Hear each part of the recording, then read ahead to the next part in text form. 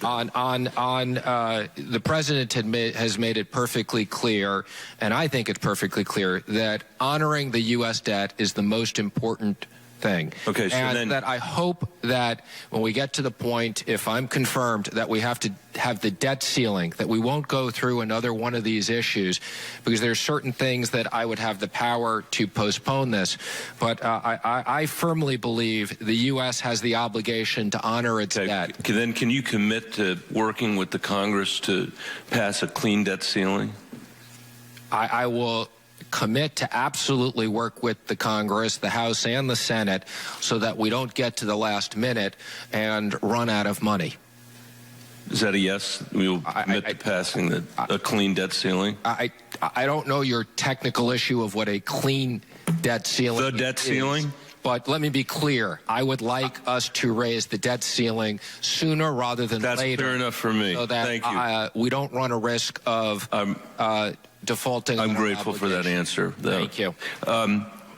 The Nonpartisan Tax Policy Center found that the President-elect's Trump tax plan would increase the debt by $7.2 trillion over 10 years. The President-elect has also proposed increasing defense spending, has said that he will not touch entitlements like Medicare or Social Security. So far, he's only suggested reducing spending on non-defense discretionary spending.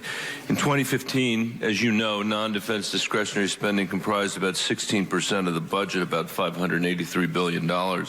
This includes funding for veterans benefits, transportation, our national parks, and our investments in research. So even if we didn't spend a single penny on any of these priorities for an entire year, which I would not suggest, but even if we didn't, that would only pay for about 8% of Mr. Trump's tax plan. Is a tax plan that increases the debt by $7.2 trillion an acceptable outcome to you? I believe the $7.2 trillion number was the first tax plan and not the second tax plan.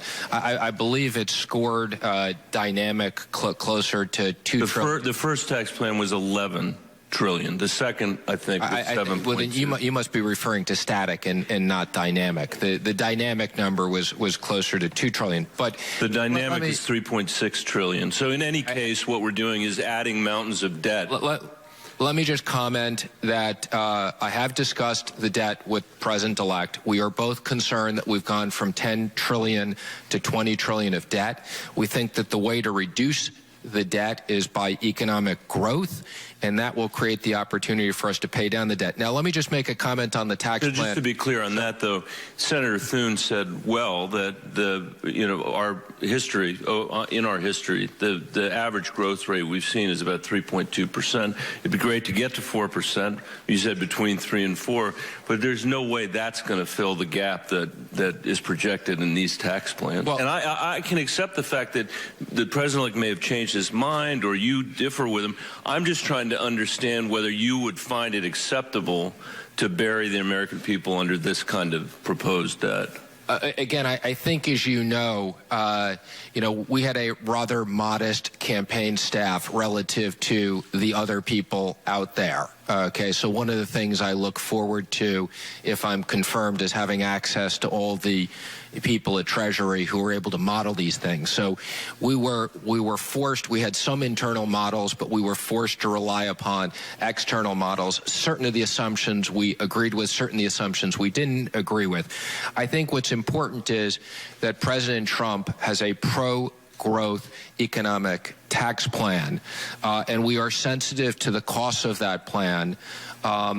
Yesterday, I did have the opportunity to meet with Senator Wyden, and we talked about the process for tax reform. I will be the person from the administration taking the lead on that, and I would look forward